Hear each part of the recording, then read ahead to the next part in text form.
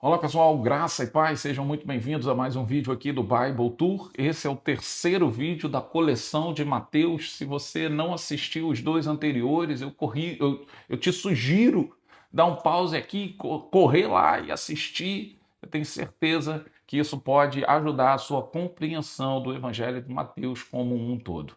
Esses vídeos fazem parte de um projeto muito maior, que é o Bible Tour, uma viagem por toda a Bíblia que nós fazemos em conjunto. Quando esse vídeo estava sendo gravado, a nossa comunidade de leitura é composta aí por mais de 300 pessoas e eu fico muito feliz que você também esteja acessando esse conteúdo. Bom, Mateus capítulo 11 em diante, eu gosto desse capítulo 11. Nós vimos que em Mateus 3, Jesus vai ser batizado por João Batista. João Batista, quando Jesus chega, ele logo reconhece que é Jesus e ele diz, cara, poxa, não diz em Mateus, né? Mas os outros evangelhos vão dizer que Mateus diz, olha, eu não sou digno de desatar as suas sandálias. Mateus só diz que João Batista tentou que não batizasse Jesus. Mas vamos lá, ele não tem dúvida que era Jesus. Quando eu vejo Mateus capítulo 11, João Batista está preso. E João Batista preso, capítulo 11, verso 3, João pede que os seus discípulos vão até Jesus e pergunte: és tu aquele que haveria de vir ou devemos esperar outro? O João Batista, que no capítulo 3 não teve dúvida, agora no capítulo 4 está pedindo aos discípulos para ir lá verificar se é realmente Jesus. Me parece que o ambiente que a gente está inserido às vezes coloca dúvida naquilo que tínhamos certeza. João Batista, vivendo o ministério dele, não teve dúvida. Mas João Batista, preso, começa a questionar o que talvez não pudesse ser questionado. Isso é um alerta para a gente, é isso que a gente está vendo. Por que João Batista está preso? Porque ele falou o que uma autoridade não queria ouvir. Porque ele, enquanto profeta, entregou o que uma autoridade não queria que fosse falado. Ele denunciou um pecado que uma autoridade não queria que denunciasse. Por quê? Porque ele está indo na contracultura, e a gente viu isso no vídeo anterior. Então, observa que o capítulo 11 começa falando sobre isso. Quando eu olho o verso 20, o verso 20 deixa isso claro. Jesus começou a denunciar as cidades em que havia sido realizada a maioria dos seus milagres porque não tinham se arrependido. Observa que arrependimento é a mensagem de João Batista. Jesus está mostrando o que? E a gente vai ver isso. A primeira mensagem de João Batista é sobre arrependimento. A primeira mensagem de Jesus é sobre arrependimento. Quando o ministério de Pedro começa, a primeira mensagem de Pedro é sobre arrependimento. Não tem cristianismo sem arrependimento. Por quê? Porque cristianismo prega conversão. Conversão é mudança. Eu não mudo o que eu não me convenço que o que eu fazia antes estava errado. Se eu não me arrependo do que eu fazia, não faz sentido eu me converter. Não tem conversão sem arrependimento. É isso que a gente está vendo aqui, é isso que ele vai deixar muito claro. Tá? Entra no capítulo 12, vem a discussão do sábado. Eu quero que você entenda o seguinte. O Antigo Testamento tinha uma lei onde deveria ser descansar no sábado. O sábado era o dia do descanso. O sétimo ano não podia nem lavrar a terra para que a terra pudesse encontrar descanso. Ali tinha uma lei preocupada com a sustentabilidade, uma lei preocupada com a sustentabilidade do homem, da terra. Então, o descanso ali era uma lei que preconizava o cuidado com a saúde, o cuidado com a terra. Os judeus, os fariseus, os homens foram fazendo da lei algo muito superior a Jesus. A lei, a vã repetição da lei, vamos usar esse termo, o cumprimento de uma lei, mas um comportamento em outras áreas não compatível. Jesus vem, faz o Sermão da Montanha, está fazendo uma releitura. Por que essa releitura? Porque quando ele ensina o Pai Nosso, ele fala: venha a nós o vosso reino. É um reino diferente, é um modelo mental diferente. Se o reino é novo, o rei é outro. Se o rei é outro, a legislação, olha só, Então, no capítulo 12, Jesus vai deixar bem claro a questão do sábado. Não é que Jesus esteja criticando o jogo. Ele está dizendo o seguinte: agora eu não quero um dia de vocês. Agora eu quero uma vida de vocês consagrada a mim. Não adianta você ter o sábado dedicado ao Senhor. Agora é para ter a vida toda dedicada ao Senhor. É por isso que ele vai dizer: o sábado era o dia de descanso. Jesus é o nosso descanso. Então eu não tenho um dia de descanso, eu tenho uma vida onde eu descanso em Jesus, porque creio que ele vai fazer. É isso. Então, capítulo 12 vai vir essa questão do sábado. Povo, Jesus aqui vai ser, a partir do verso 22, vai ser comparado com Beelzebul, com o diabo. Vai dizer que Jesus não faz libertação, que na verdade ele é o próprio diabo, sabe? No verso 46, um texto político, um texto bem polêmico. Algumas pessoas se aproximam, falam para Jesus: sua mãe e seus irmãos estão ali fora. Jesus pergunta: quem são a minha mãe e os meus irmãos? Na verdade, são todos aqueles que obedecem ao meu Pai. Alguns pregadores, de uma forma equivocada, começam a colocar nesse texto um tom que talvez Jesus não tenha usado. É a hora que alguns falam: e quem são minha mãe? Não, provavelmente o que Jesus está fazendo aqui não é desonrando a mãe dele. Até porque ele estaria sendo contraditório com o Antigo Testamento. O que Jesus está dizendo aqui é o seguinte: família cristã é todo aquele que obedece o Pai. Por quê? Porque Romanos, capítulo 8, verso 14, vai dizer que filho é aquele que é guiado pelo Espírito Santo. Então Jesus está dizendo aqui, e isso é um confronto. A família cristã, vamos lá, para ser filho tem que obedecer. Então, para pertencer à família, tem que obedecer. A família não é só... É isso que ele está fazendo, não é mais a minha mãe e meu irmão. A família aumentou. É isso que ele está fazendo aqui. Tá? Do verso 13, do capítulo 13, ele começa uma sequência de parábolas. Parábola do semeador, parábola do joio, parábola do grão de mostarda. Eu quero que você entenda que a Bíblia bota a parábola e a própria Bíblia explica a palavra.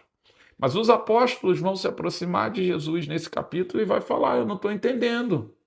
Por que o Senhor fala em parábola? Aqui tem uma instrução poderosa. Jesus vai dizer para eles: olha, para a multidão eu falo por parábolas. Para os íntimos eu as explico, eu revelo os mistérios. Recorrentemente eu recebo vídeos e perguntas de pessoas: Jesus continua falando? Deus fala? Como que eu sei que Deus está falando? O texto bíblico está me mostrando que Jesus sempre falou. A multidão não consegue entender o que ele está falando, é uma parábola. Mas o íntimo, ele explica a parábola que ele deu. Então a pergunta, e o capítulo 13 é bom nisso, não é se Jesus fala, é se nós somos íntimos, se nós somos discípulos para entender o que ele fala. Capítulo 14, a gente vai ver João Batista sendo decapitado, mais milagres, multiplicação de pães, Jesus andando sobre as águas. Capítulo 15, Jesus falando da tradição judaica. Vamos lá, um grande problema, né? Ficaram muito legalistas, muito religiosos, colocaram a tradição acima da verdade. Nós vamos ver a fé da mulher cananeia a partir do verso 21. Essa mulher que se aproxima de Jesus querendo um milagre. Jesus não vai dar muita atenção inicialmente, e ela vai argumentar. Jesus vai dizer: poxa, eu não posso tirar o pão dos filhos para dar para os cachorrinhos. E ela vai dizer: poxa, mas até os cachorrinhos comem debaixo da mesa. O que ela está dizendo? Presta atenção, esse texto é extraordinário. Mateus capítulo 15, do 21 ao 28. Mateus está falando com judeus. Judeu sim, entendia que eles eram filhos de Abraão e que eles estavam debaixo de uma promessa. Vamos lá. E que o Messias viria para eles. Então, quando esse texto da mulher cananeia está inserido aqui, o que ele quer mostrar para a gente é o seguinte: tem filho que está sentado na mesa, mas está desperdiçando o que tem valor. E aí vai ter cachorrinho, vai ter gente que não é filho, que vai acessar a migalha debaixo da mesa e vai viver milagres que o filho que está na mesa não está vivendo. O texto, você e eu pode até não entender esse texto aqui dessa forma, mas o judeu está entendendo. O judeu que está tendo acesso a essa informação, está lendo isso aqui naquela época, está entendendo que Jesus está dizendo o seguinte: vocês são filhos de Abraão, mas corre o risco de quem não é viver o que vocês não vivem. Esse texto é extraordinário. A igreja de hoje precisava ler esse texto umas 30 mil vezes. Por quê? Porque alimentamos a esperança de que Jesus vai voltar e vai levar a sua igreja. A questão é, quando ele voltar, eu frequento uma igreja ou eu sou uma igreja? Corre o risco dele voltar e aqueles que acham que é filho de Abraão, aqueles que acham que é a igreja, aqueles que estão sentados na mesa, não acessar aquilo que quem está embaixo vai acessar. É isso que Jesus está dizendo, é um confronto com o judeu. Lê Mateus com essa explicação, você se depara com esse texto e entende por que Mateus está falando disso. Capítulo 16 vai falar dos fariseus e dos saduceus pedindo a Jesus um sinal. Vamos lá, Jesus dizendo: não tenho sinal nenhum para dar para vocês não, cara. Vocês precisam de sinal porque a fé de vocês é muito pequena. Aqui estão, poxa, tantos milagres já feitos, tanta coisa já feita, ainda preciso, tanta parábola contada, tanta instrução dada. Ainda precisa de um sinal. É isso. Então, a gente está vendo aqui, observa, a cartilha que eu compartilhei tem isso. O que é o Evangelho? É a vida, é o nascimento de Jesus, a vida dele, o ministério dele, o discipulado dele, a morte, ressurreição, ascensão aos céus e a grande comissão que ele dá, que é o ID. O que a gente está vendo aqui é o ministério dele acontecendo. Os fariseus atacando ele. O que a gente está vendo aqui é o crente não valorizando o que o ímpio está querendo acessar. É isso que a gente está vendo aqui. Eu estou vendo o ministério de Jesus, eu e você estamos vendo o ministério de Jesus em pleno funcionamento. Tá? Então tem milagre, tem parábola, tem textos aqui que são praticamente autoexplicativos depois que eu entendo essa panorâmica na minha cabeça. Eu quero que você veja aí Mateus capítulo 16, a partir do verso 21, quando Jesus começa a falar da sua morte e ressurreição. Agora Jesus vai falar de algo que para eles é louco. Agora Jesus está dizendo: olha, eu estou aqui com vocês, vocês esperaram o Messias durante um tempão, mas um dia eu vou morrer, mas eu vou ressuscitar. Observa que a ressurreição não era uma surpresa para eles, porque eles foram instruídos. Foi uma surpresa porque eles não conseguiram perceber. Tá? Então, isso vai acontecendo até chegar lá no capítulo 21, que agora vai começar a falar da entrada triunfal de Jesus. Agora vai começar a última semana de Jesus. Um Jesus que vai entrar, um Jesus que vai ser julgado, um Jesus que vai ser condenado, um Jesus que vai ser crucificado. É isso que a gente vai ver.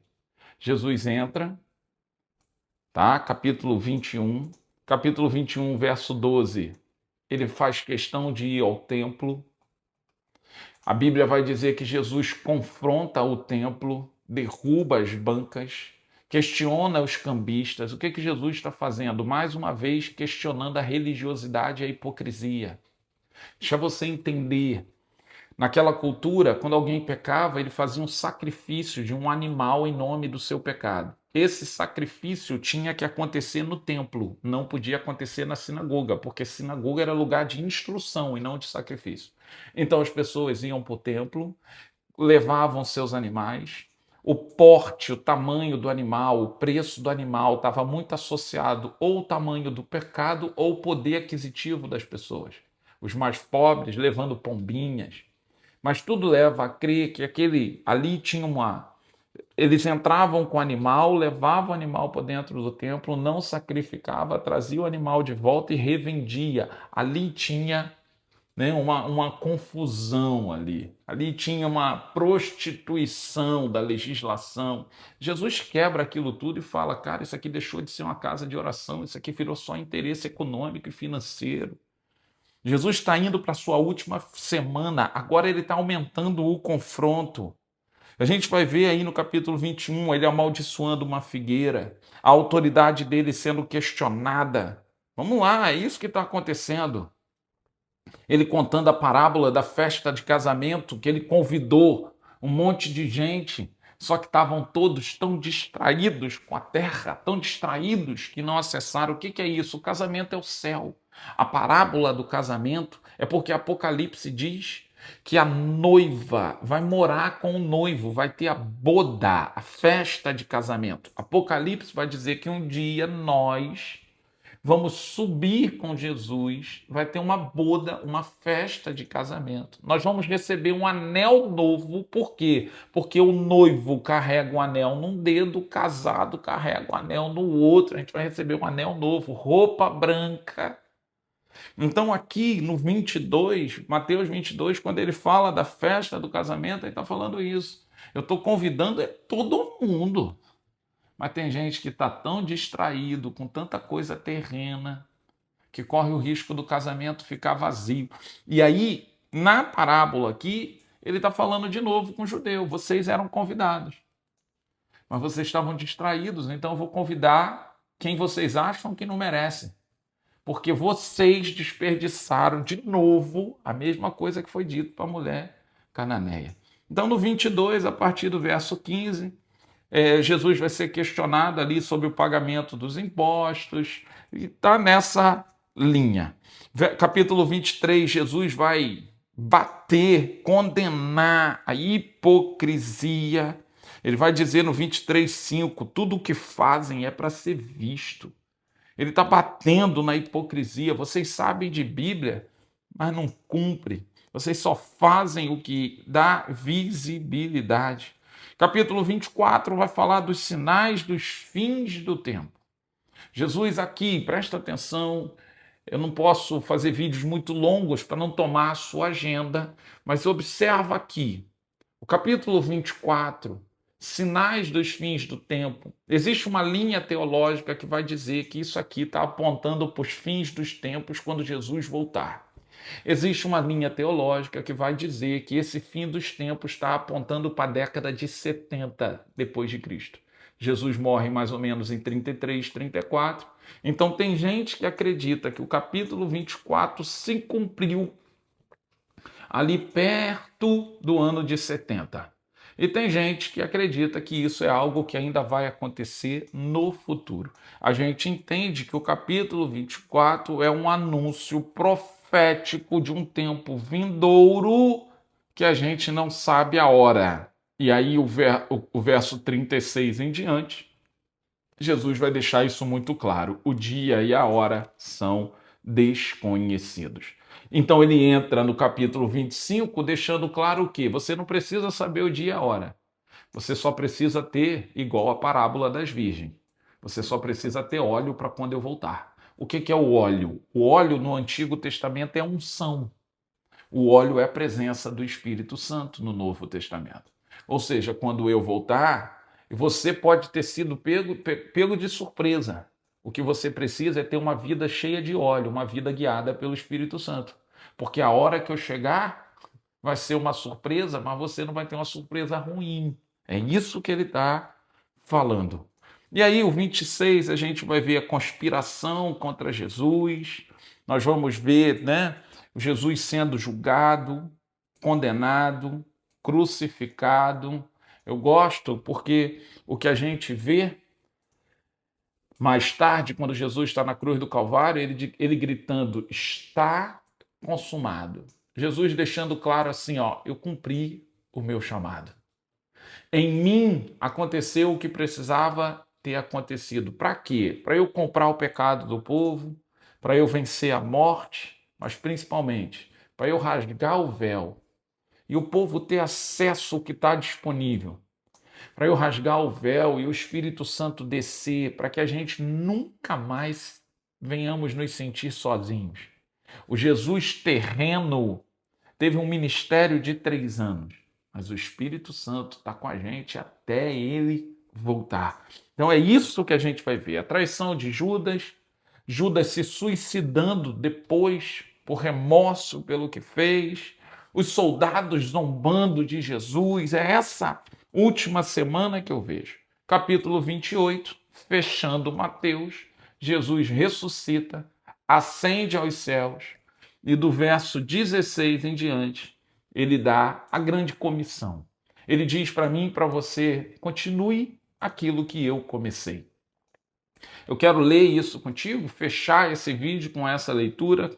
Mateus 28, verso 16: os 11 discípulos foram para a Galiléia, ao monte que Jesus lhes indicara.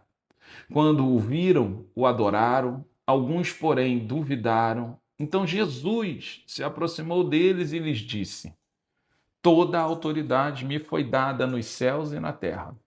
Portanto, vão, façam discípulos de todas as nações, batizando-os em nome do Pai, do Filho e do Espírito Santo, ensinando a obedecer a tudo o que eu ordenei a vocês, e estarei sempre com vocês até o fim dos tempos. A grande comissão de Jesus é essa: que nós não fôssemos religiosos ao ponto de escolher quem tem direito ou não, que nós fôssemos para todas as nações, que nós batizássemos a pessoa, selasse com o sangue do Cordeiro, dissesse que essa pessoa está sob nova direção e que nós ensinássemos. Observa que ele não botou aqui os sinais e as maravilhas. Ele falou: o que muda a vida da pessoa é restabelecer a aliança através do batismo e transformar a mente através do ensino. Eu queria que a gente terminasse a literatura de Mateus com isso na cabeça. Eduardo, eu achei que nesse vídeo você entraria em alguns detalhes mais específicos de alguns textos. Podemos o fazer, mas eu quero que você entenda que a proposta do Bible Tour é te fazer apaixonar pela leitura e entender o contexto como um todo. A proposta é transformar a nossa mente para que a gente possa se relacionar com esse texto de um jeito diferente no dia a dia. Essa é a proposta. Então, aqui eu concluo esse terceiro vídeo do Evangelho de Mateus. Sugiro, se ficou dúvida, volta. Se ficou dúvida, mesmo reassistindo, manda a pergunta. Você já conhece os canais? Dá uma lidinha nas cartilhas que estão sendo compartilhadas na comunidade lá no Instagram. Dá uma lidinha nessas cartilhas. Eu tenho certeza que quando somar todo esse conteúdo, você vai cumprir aquilo que nós vimos ou que veremos no Antigo Testamento, que conheçamos e prossigamos em conhecer o nosso Senhor e Salvador Jesus Cristo. Que Deus te abençoe, graça e paz.